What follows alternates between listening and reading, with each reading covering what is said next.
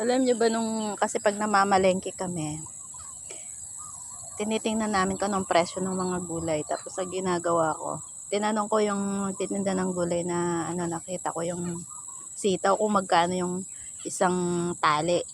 17 pieces, naggaganito lang yung kalalaki yata. 17 pieces, 40 pesos. Grabe ang mahal ng sitaw. O dito libre-libre lang, sawa-sawa pa